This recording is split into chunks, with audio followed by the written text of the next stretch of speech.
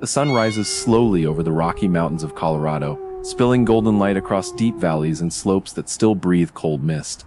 The first rays slide over the snow patches, painting the rocks in gold and amber, while the world wakes up in silence. The cold wind cuts through the landscape like a soft blade, carrying the damp smell of melting snow and pine resin.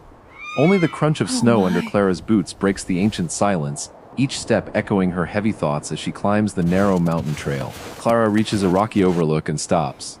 She draws in a deep breath, and the freezing air burns her lungs but also wakes something inside her.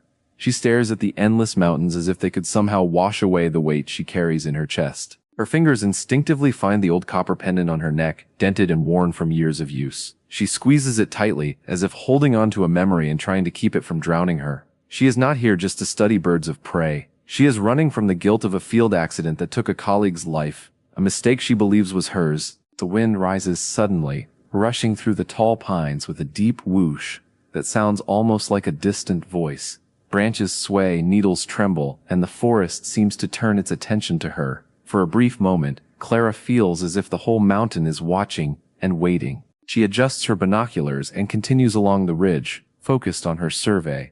Suddenly, the sound of loose stones rolling down the slope makes her spin around. Nothing, just wind and shifting gravel. She exhales, but before she can take another step, a piercing scream tears through the air. Kia! The cry of a golden eagle echoes across the valley. Clara freezes as the sound hits something deep inside her, stirring memories of hospital smells, blood on feathers, and long nights of worry.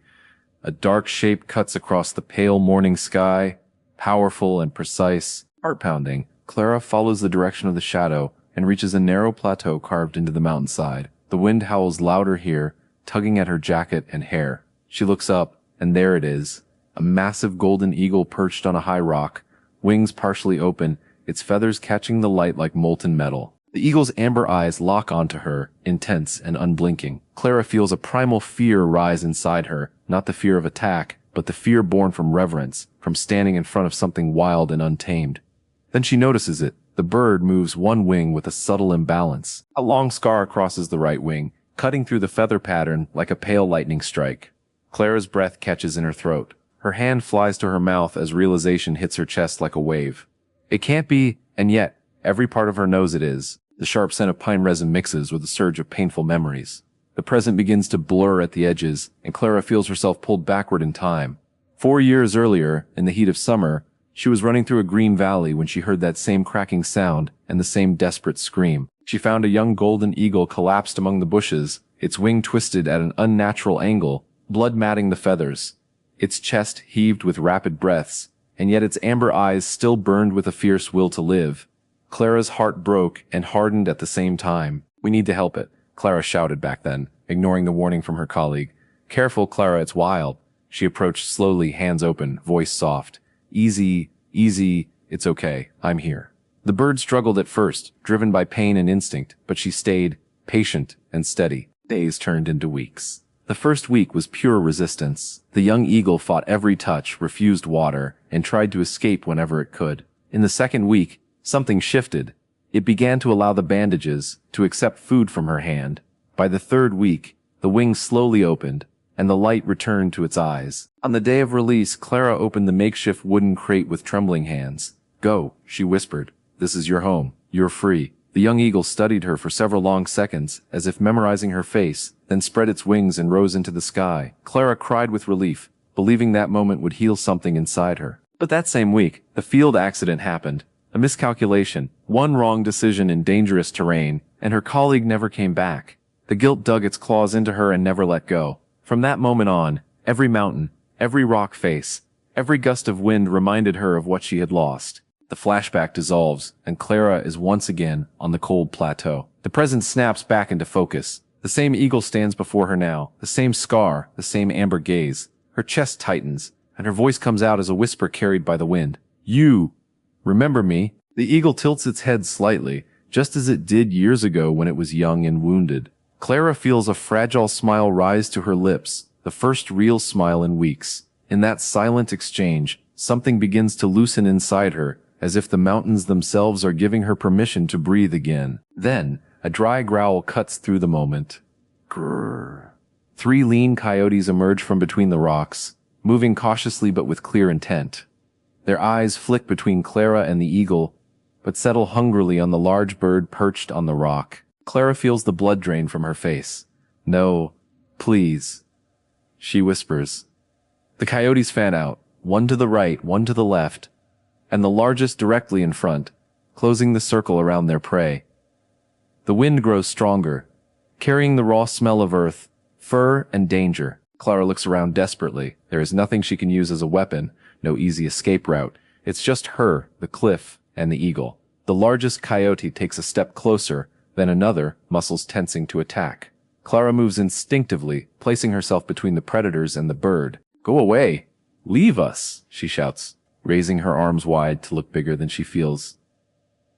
The lead coyote bares its teeth and growls, unimpressed. For a heartbeat, time seems to stop. Then behind her, Clara feels a powerful movement of air. The eagle opens its massive wings all the way, turning its full height toward the coyotes.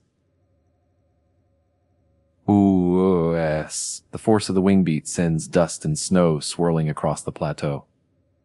For a moment, the bird looks like a living storm, golden feathers blazing in the light. 2 of the coyotes hesitate and recoil, but the largest still prepares to lunge.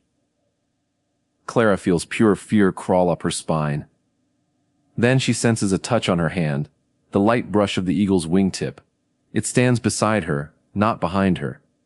Not fleeing, staying. The eagle lets out the most powerful scream Clara has ever heard. "K-Y-yaw!" The sound explodes through the valley, echoing off the rock walls again and again. The lead coyote flinches, then turns and runs. The others follow, disappearing between the rocks as quickly as they appeared. Clara's legs give out, and she drops to her knees, breathing hard, hands shaking. The wind slowly calms around them. The eagle steps closer and presses its warm chest gently against her shoulder, as if anchoring her back to the present, back to her own body. "Thank you, you saved my life. Again," she whispers, her voice breaking. Her fingers slide gently through the bird's feathers, feeling the warmth, the strength, the steady rhythm of its breath. The eagle closes its eyes slowly, not in submission, but in a quiet, wild acceptance of her presence. The journey back to camp is long 10 kilometers along rugged trails and uneven ground. The eagle flies low beside her, sometimes gliding just above her shoulder, sometimes circling ahead, as if guiding the way. With each step, the weight in her chest feels just a little bit lighter. By the 10th kilometer, the camp appears in the distance, bathed in the orange glow of late afternoon. Clara stops and turns. The eagle lands on a low log near her, watching her with that same steady amber gaze. She knows, without words, that the moment of farewell has come. "Goodbye, my friend," she says softly. "I will never forget you." The eagle opens its wings slowly, giving her time to accept what must happen. Then it launches into the sky, rising higher and higher until it becomes a small golden speck against the vast blue. Clara stands alone, the wind brushing her face gently now, almost like a caress instead of a punishment. A real smile forms on her lips, full and quiet. The crushing weight of guilt has not disappeared, but it has changed shape. It no longer owns her. In her heart, she finally understands. When you heal a life, sometimes it is your own life that comes back healed. Nature does not speak with words. It answers with actions, with second chances, with quiet miracles that arrive on wings.